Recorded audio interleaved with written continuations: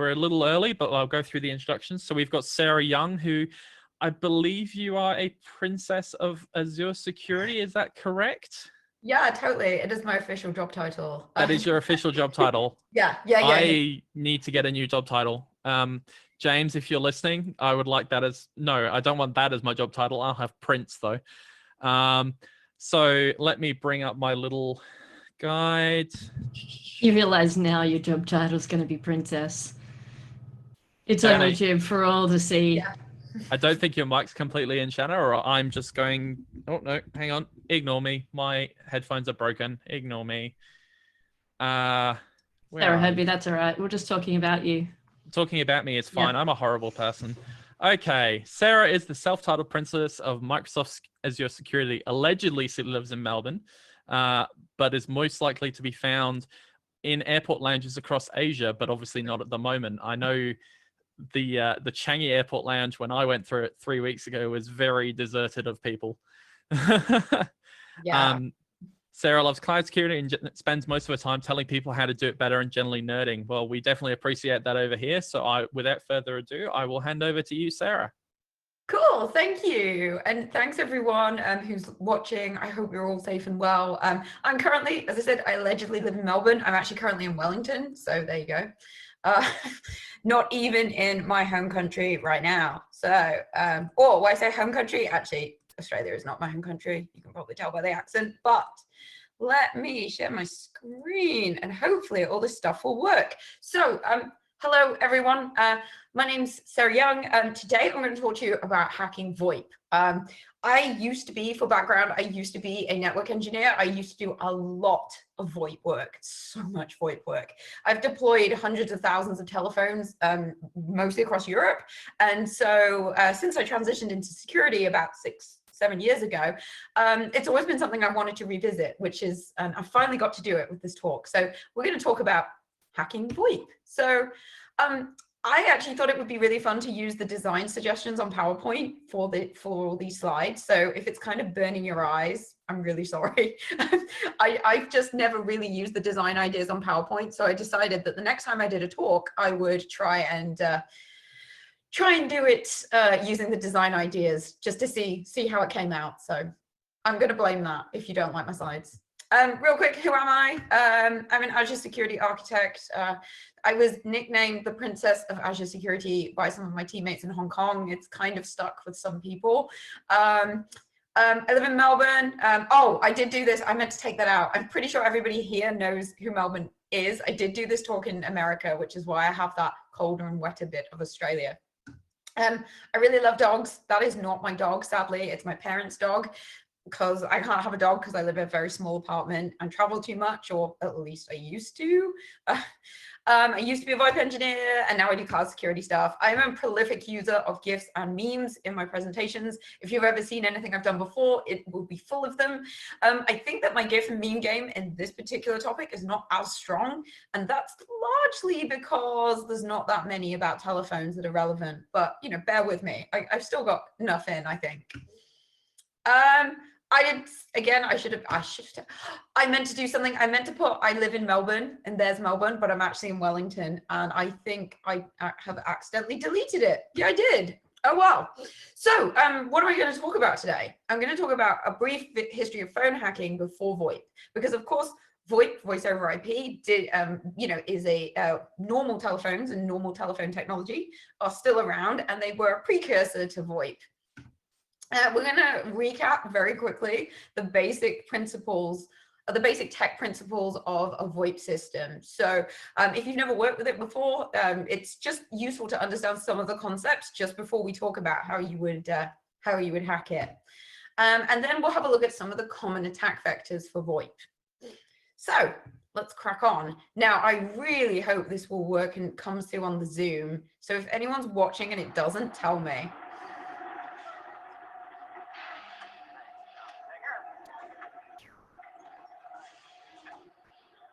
I'm sure you thought you were going to be watching clips from movies during the stream.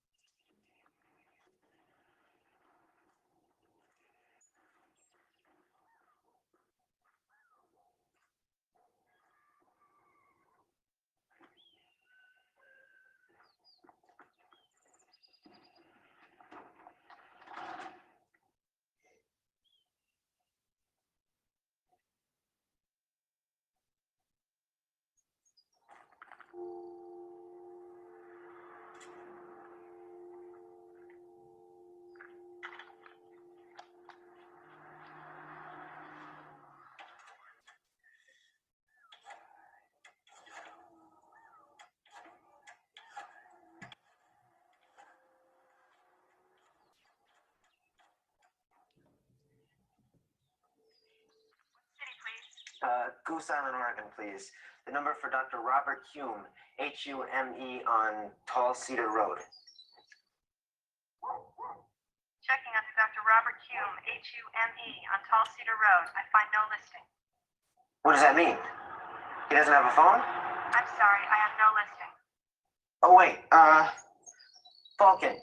Dr. Stephen Falcon, Falken, at the same address.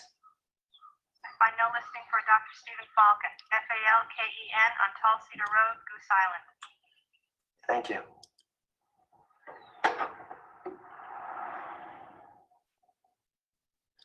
Right, now, someone just messaged me and said that there was no sound on that. So sorry if you didn't hear any sound.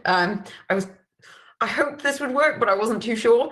Anyway, if you couldn't hear that and you've never seen that clip before, of course, that's from War Games. And that is our classic VoIP or phone hacking technique, or how most people perceive it to be.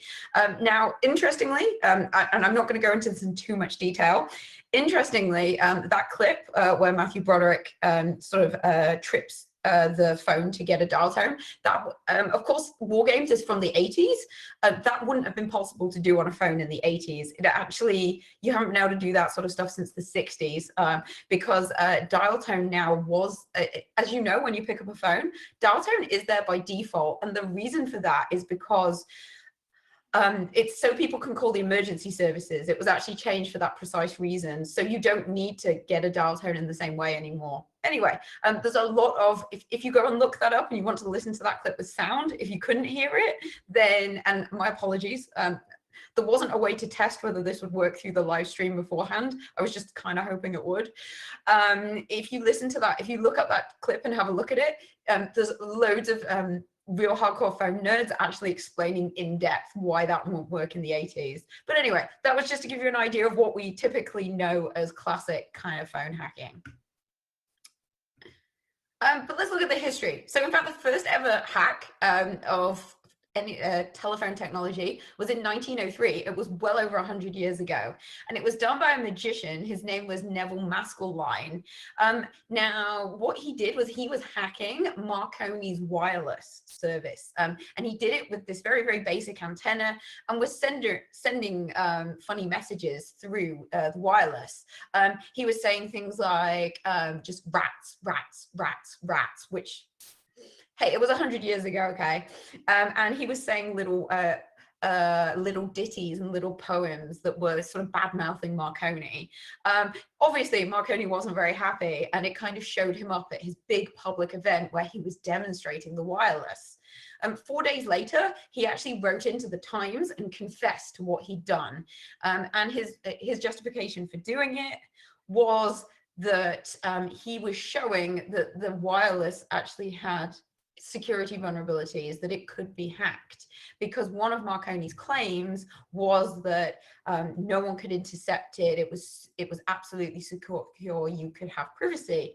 So that might sound a little bit familiar, but 100 years ago. So yeah, humans don't change, so it seems. So this was the chap Neville.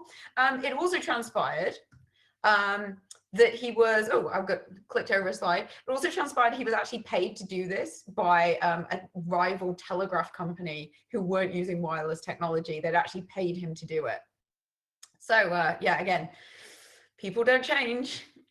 The next one I'm going to move on to is phone phreaking. Now, I'm skipping over what happened in the Second World War, and because arguably we could talk here about the Enigma machine and how that was decoded, etc. The signals were decoded, but I think a lot that's been covered quite extensively, and I'm sure most people have seen something about that. So I'm going to move on just to talk about phone phreaking, which started in the 1950s. The term phreak comes from phone, free, and freak. Phreaking, it began when people could, when you used to have your dial tone and the phone tone all in one signal, then you could send certain frequencies down the phone line that would match the dial tone, and you could essentially dial numbers for free and trick the phone system into thinking that that if it was a payphone that you paid, etc. Essentially, phreakers usually use this for make free phone calls. It was possible to do some eavesdropping as well, but And as you can see, as I said, my GIF and meme game is slightly weaker because there's not that many things with the telephone, but here's Barney with a very big telephone. So there you go. Some fun facts about phreaking. There are some people who can actually whistle in a perfect 2600 megahertz pitch. One phreaker who was quite famous called John Draper discovered that a whistle that was distributed in Captain Crunch cereal in the US actually emitted a perfect pitch. And so he used that extensively for phone phreaking. And then there is a picture of said whistle, which is just a complete coincidence. This is the first thing I actually learned about phone phreaking was blue boxes. Blue boxes were created specifically to do phone phreaking, and that's the first time I'd ever heard of it when I came across a blue box. I think it was at KiwiCon. It was definitely at a security conference a number of years ago. Some famous phreakers are Steve Jobs and Woz. They did that at college. It did stop largely in the 1980s when dial tones were taken out of band, so they didn't sit in the main voice stream, and that actually stopped because you couldn't and that stopped phreaking largely because in order to input the in band meant that both the voice signal, your actual speech, and the dial tones and the different tones were all together. When the control tones were taken out of band, it meant that just by whistling down the phone, it wasn't in the same stream. So that's what stopped it largely in the 1980s. This is a very short clip. I know it's basically a very famous guy called Joe Ingressia. He could actually whistle. He was a blind man in the States who could whistle at a perfect pitch to do phone phreaking. Now, it's a pretty short clip.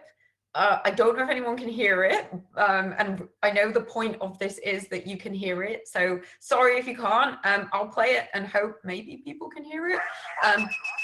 If you can't, do go and look this up on YouTube and listen to it yourself because it's really, really cool. Like blind phone freak Joe Ingressia, you could whistle calls through the network. Let's see if I make it this time. This is really hard to do. It sounded like all the tones were present, so the phone should be ringing a bell now. Okay, it hit the phone. It just takes a little while. He even showed off his skills for the local media. From his one phone to a town in Illinois and back to... So there you go. It's a pretty good party trick if you can manage it. Of course, as I said, it doesn't really work anymore, but if you can find some old phones and make your own little phone network that doesn't hit the normal PSTN, who knows, you might be able to do it. Oh, I do not want that to start again. So let's just have a quick look at VoIP and how VoIP works. So if you've never worked with it before, of course, VoIP is voice over IP. It is, so everything's done over TCP IP. So just to give you a really basic call flow for a VoIP phone calling another VoIP phone. VoIP phones are pretty dumb. They actually don't know how to do anything by themselves.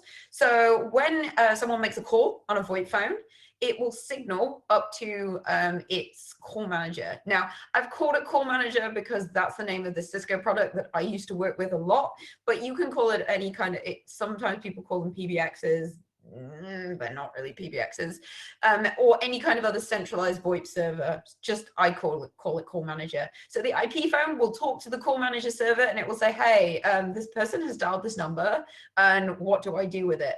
The call manager server will signal back and it will say, okay, that number is actually corresponds to this IP address, if it's an internal phone that's on the system. So it's a little bit like DNS in a way. It's essentially doing, it's actually resolving things. So the call manager server will tell the IP phone, this is the IP you need to send the voice stream to, and then the voice stream will go to the other IP phone. So at no time, and then of course the other IP phone will return its side of the voice stream, and that makes a two-way call. So you can see here at no time does the voice stream actually go up to the management server. It doesn't go through there at all. All the management server does is signal and tell the phones what to do. And that's really important to understand because that's different to how traditional telephony networks work. In traditional telephony networks, everything would go through all the different switches, whereas it's tried to be rationalized a bit here to minimize the number of hops. And then, so looking at just a slightly different scenario, this is how you would call a phone that was outside your VoIP network. So, normally you would have a VoIP network within a company, right? So if someone tries to call a number, as usual, the IP phone will ask the call manager, it will say, hey, this phone number, where is it? Now the call manager will know if that number is not inside its system, and the call manager will have rules in it that says if this number is not found internally, you need to send it to a gateway. And the gateways are or it's labeled as a router there. Essentially voice gateways are routers with special cards in them. At least they used to be. Now they don't even have special cards. It's more about licensing because we just use SIP trunks usually. So the call manager will tell the IP phone, it will give it the gateway's address. So the stream will go to the gateway. The gateway is connected in some way, shape or form, either through traditional VoIP technologies or traditional telephone technologies, or using things like SIP, so modern IP-based protocols. And then it will send that into the phone network, the wider phone network, which we call the PSTN, the public switch telephone network. So that would be like a Telstra or Spark or whoever it is. And then the call goes between there, all of those different things. Also, I should mention the router or the voice gateway does actually also talk to the call manager because it doesn't know what to do with things either. So when it receives calls inbound from the PSTN, it will say, hello, I have a call on this number, which IP address do I send it to? So, the call manager server is in charge, but no calls go through it. It's always, it's important to understand that bit. So there's your VoIP 101, if you've never worked with it before. So here are some VoIP providers we have known and loved over the years. I have worked with and replaced quite a number of them. Of course, nowadays we are starting to move away from, we are moving away a bit from having physical phones on our desks. I mean, a lot of us will just now use a soft client on our machine. You might be using Slack, Teams, Zoom, but this has still got VoIP technology built into the back of it. So even if you don't have a physical phone and you're not using one of these big, the big VoIP players, I can guarantee you are using VoIP somewhere. And so finally, let's have a look at some of the common attack vectors for VoIP, which is the whole point of this talk.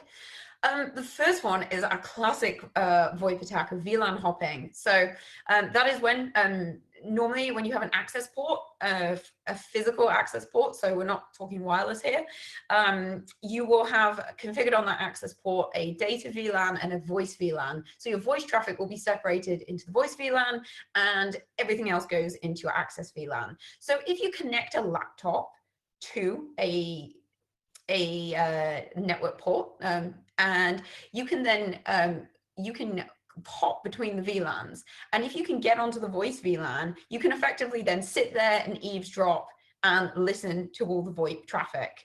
It's incredibly easy to do, incredibly easy. And I'm going to talk about it on another slide. A lot of VoIP protocols by default are often in the clear. So essentially you put a Wireshark on and, you've got a VoIP stream. Again, like I said, this is my eavesdropping, very easy way to eavesdrop. I've done it in pieces of work before. The mitigations for this are things like, the mitigations are all around actually stopping people physically accessing the port to be able to do this. So, I mean, tamper-proof cables is a good way of doing it. Hard coding MAC addresses. Now, I have to say, it is a mitigation for this particular attack. I personally am not a huge fan of hard coding MAC addresses for various other reasons, but so nobody pull me apart on Slack. I actually don't love hard coding MAC addresses, but it does mitigate this particular attack. And of course, firewalling off any phones or ports that are in public areas where people could get into them and physically plug themselves in. They're essentially how you can stop that. So now we look at DDoS. Again, we're going through all the classic network attacks with a bit of a VoIP slant. DDoS for VoIP is also known as TDoS, so telephony denial of service. It's essentially the same kind of principle in that it's basically about overwhelming a VoIP server so it can't process requests and it can't function. Some quite notorious ones were in 2016, this iOS bug bounty hunter, he was really new, managed to TDOS the 911 service in several cities in the US because he was just looking for a bug in iOS, because we know that Apple pay big bucks for their bug bounties. And what he was doing was the phone was getting stuck in a loop calling 911. He didn't actually realize it was doing that. But of course, because he was running this test again and again and again, he basically overwhelmed 911, which is obviously not good, being that it's the emergency services. The other good weak point from a TDOSing perspective is DNS servers, because VoIP do need that to resolve things, as many network things do. And of course, there's also war dialing, where you get machines and it basically calls numbers time and time and time again. Again, you should go and watch War Games if you haven't seen that. Again, I couldn't find anything for DDoS, surprisingly, so I just went for overflowing beer, because, you know, we're overwhelming things. One of the things that I think when I was researching this, one of the things that was really, really, I think, sad about the TDOSing the 911 service was that afterwards there are a lot of copycat attacks. So this gentleman genuinely didn't mean to TDOS 911, but afterwards there are a lot of copycat attacks, and I don't want to know what kind of strange people want to mess around with the emergency services, but you know, there are some strange folks out there. So this is VoIP protocols. I said I'd come back to this. There's not much to say apart from VoIP protocols are split into two types. There's signaling, and then there's the actual voice traffic, the protocols that actually carry the voice traffic. And most of them are by default in the clear. There's only one appropriate give here, which is of course shame. I mean, bear in mind, a lot of these are older protocols and they were written when having things encrypted by default was not normal. Of course, there are secure versions of at least some of these, but I know that it can be a pain. Some of them, there isn't a secure version and you effectively have to VPN, you have to put them in some kind of tunnel, which can be a pain. And a lot of people don't bother because it's too much hassle. So sadly, and of course, then if you manage to get somebody onto your network, eavesdropping when something's in the clear is really, really easy. It's becoming easier now with soft clients, because usually it requires loading on certificates. And I can tell you, I can speak from experience telling you that loading certificates onto physical phones can be a real pain. But now, but that was sort of 5-6 years ago. Now it's become much easier to mitigate this, depending on what you're using. Toll fraud. This is kind of its successor to phreaking.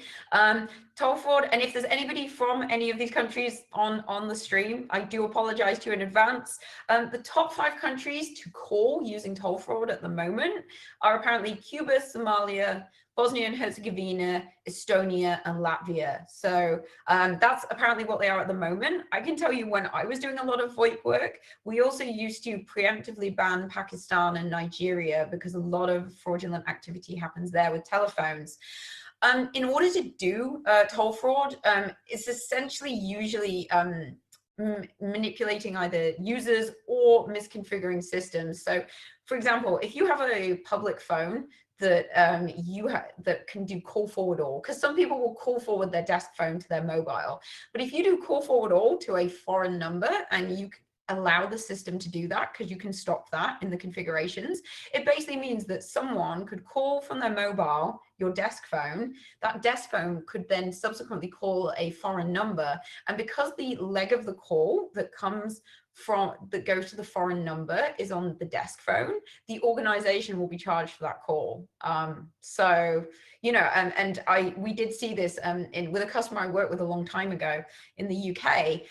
There was a security guard who forwarded it. I can't remember what country he was from. It was somewhere overseas, and he put a call forward all to his to somewhere abroad, I assume it was his family or something, and through looking subsequently at the call logs, we could see every night between 2 and 4 a.m. he was calling somebody in another country and not paying a penny for it. So it does happen.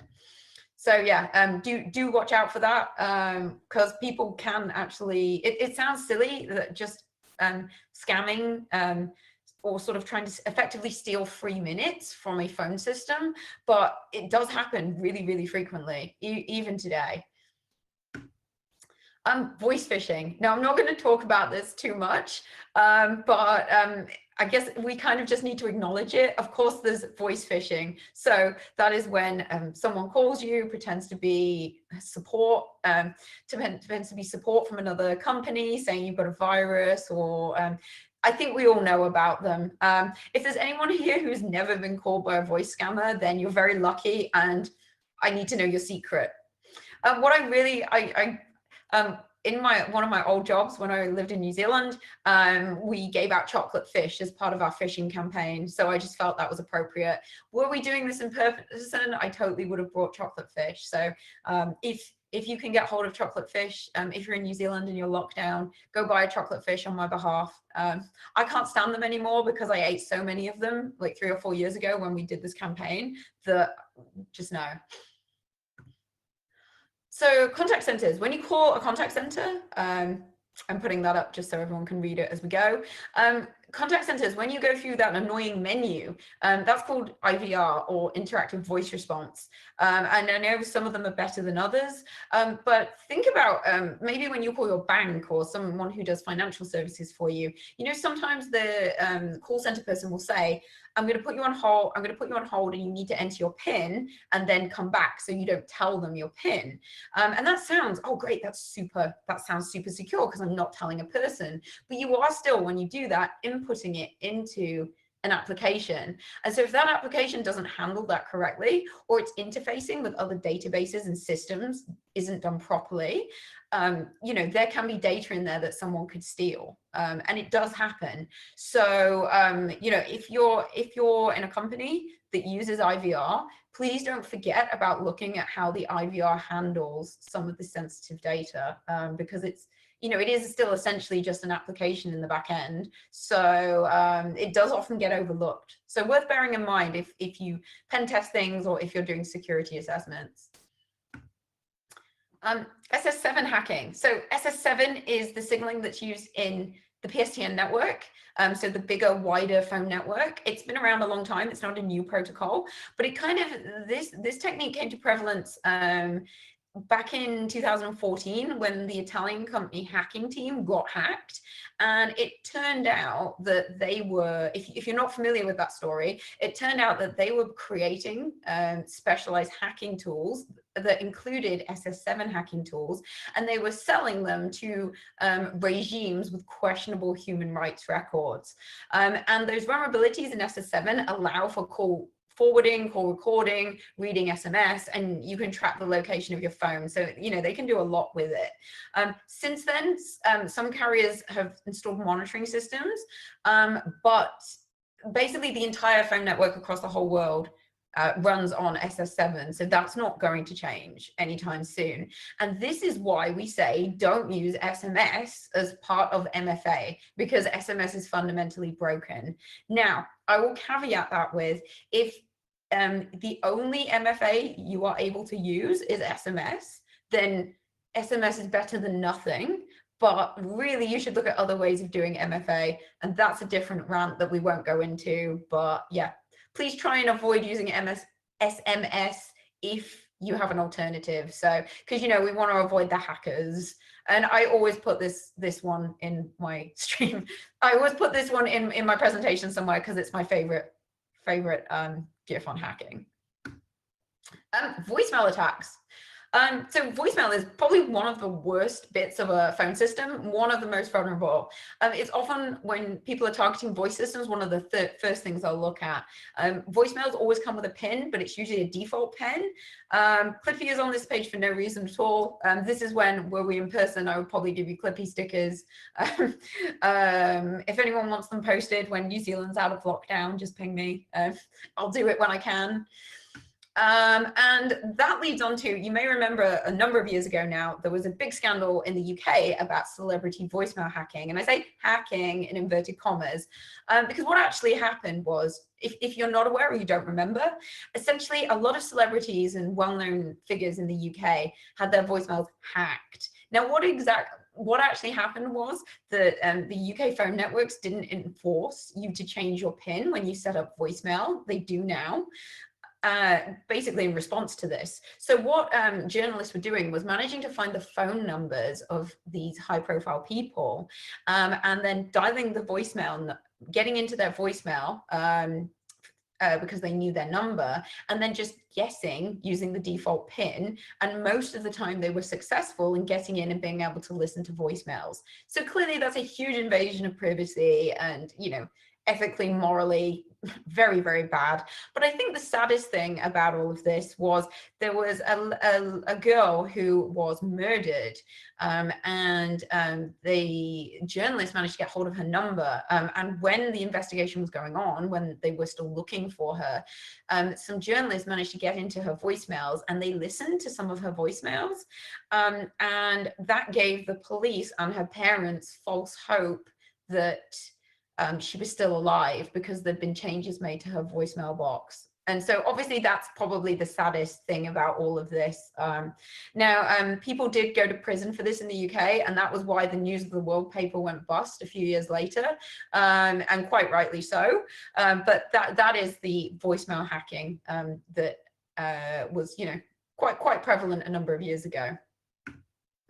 So why is VoIP why is this still important? I already sort of said this. I'll put the whole thing up, but VoIP technology is still around. Even if you don't have a phone on your desk, and I haven't had a phone on my desk for a number of years now, VoIP is still behind the scenes. It's still carrying voice, because we still need that capability, even now if it's built into some kind of collaboration platform, if you're using Slack, Teams, Zoom, Hangouts, whatever. So it's going to be in your current collaboration technology, so you should have a look. You may want to think about incorporating this into risk assessments, pen tests, or any kind of threat modeling. And definitely the SMS, you might still be using that in real life. I know I still have some companies that I am a customer of still use SMS as their MFA. And of course, understanding how things work is always great for, you know, hacking anything, because when you know how things work, if you know how things work, you can think about how to break them. So I think it's something we don't talk about as much, and I'm a big fan of VoIP, so I think we should talk about it more. Here's my take a photo, or I guess take a screenshot for link slide. There are some really cool articles, some of which I drew on for this, but I would definitely go look at How Phone Phreaking Worked by the 8-Bit Guy. That's a much more in-depth presentation that he did about that. Look at phone phreaking, have a look at TDOSing 911, that's not cool, and don't do it. And yeah, that is me done. Thank you very much, ComfyCon. Thank you for having me. Thank you for listening. And feel free to tweet me or hit me up on Slack. I'll keep an eye on it if you had any questions. And yeah, thanks for listening. No worries. Thank you very much, Sarah. I think actually NIST has said don't use SMSs for MFA now. They've actually explicitly called it out as one thing that you shouldn't do. With all the people getting their SIM cards stolen and all that kind of stuff. Yeah. I note that there's a lot of people in the main ComfyCon channel feeling a bit old right now, remembering a lot of the things that the old phones provided. I saw some "oh God, I feel a bit old" statements. So I think that was a really awesome talk. Thank you very much. You're welcome. A lot of nostalgia going on for sure. Yeah, Definitely. Sorry if I made anyone feel old, not the intention. It's my birthday on Thursday and I'm not feeling good about it either. So well, no, you should. Birthday. Happy birthday. Make sure you remind us. We'll tweet about it. Yeah, no worries.